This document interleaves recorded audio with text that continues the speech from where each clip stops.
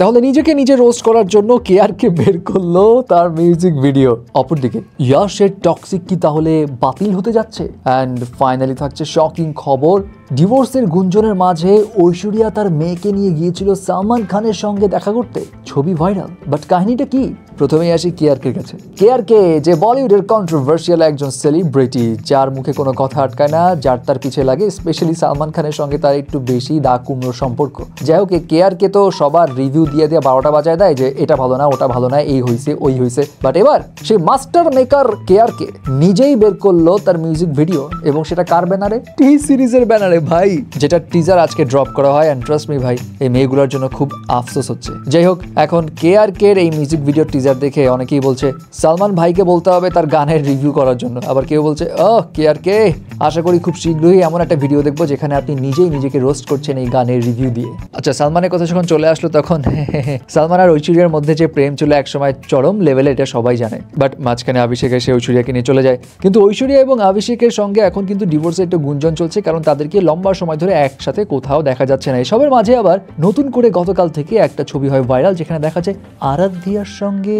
সালমান। এবং Facebook social মিডিয়াতে গুঞ্জন উঠে সালমান খানের সিকেন্দার মুভির শুটিং সেটে ঐশ্বরিয়া তার মেয়ে আরাধ্যাকে নিয়ে গিয়েছিল, এবং আরাধ্যা সালমানকে দেখে এতটাই এক্সাইটেড হয়ে যাচ্ছে তাকে জড়িয়ে ধরে। বাট ভাই, হোল্ড অন, ঐশ্বরিয়া এবং সালমান আবার এক হতে যাচ্ছে এমনটা ভাবার আগে সাবধান, কারণ এটা কিন্তু জাস্ট এডিট করা ছবি, এআই জেনারেটেড। অ্যাকচুয়ালি সালমানের সঙ্গে ঐশ্বরিয়া কিংবা আরাধ্যা কেউই যায় নাই দেখা করতে, সো ছবি তোলার তো প্রশ্নই আসে না। আসলে এটা হচ্ছে ইন্ডিয়ান বক্সার জেরিন নিখাত, তার একটা ভিডিও ছিল, সেই ভিডিও থেকেই ক্রপ করে উল্টাপাল্টা ভাবে ছবি এডিট করে আরাধ্যার মাথা বসায় দেওয়া হয়। সো এটাই হচ্ছে বিষয় ভাই, এই এআই খুব খারাপ। ফাইনালি আসি ইয়াশের কাছে। ইয়াশ এখন যেই মুভিগুলো নিয়ে বিজি, তার মধ্যে অন্যতম হচ্ছে টক্সিক, এবং এই মুভিটা নিয়ে সবাই সুপার এক্সাইটেড, কারণ এখানেও গ্যাংস্টার ড্রামা থাকছে। এবং এই টক্সিক মুভি নিয়ে লম্বা সময় ধরে কোনো আপডেট নেই, এবং মাঝখানে কয়েকদিন আগে থেকে গুঞ্জন উঠছে টক্সিক মুভি বোধহয় বাতিল হতে যাচ্ছে, কারণ এখানে স্ক্রিপ্ট নিয়ে ঝামেলা চলছে, এখানে বাজেট নিয়েও ঝামেলা চলছে। এখানে কেজিএফ চ্যাপ্টার 2 এর যে বাজেট ছিল তার থেকে 2 গুণ বাজেট নিয়ে এই মুভিটা বানানো হবে, অ্যারাউন্ড 250 থেকে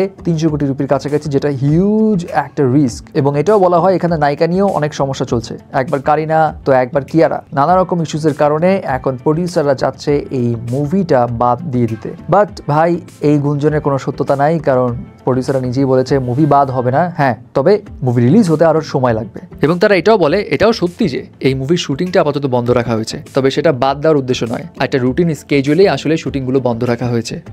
তার মানে ভাই, টক্সিক আসছে, বাদ যাচ্ছে না। বাবা গো।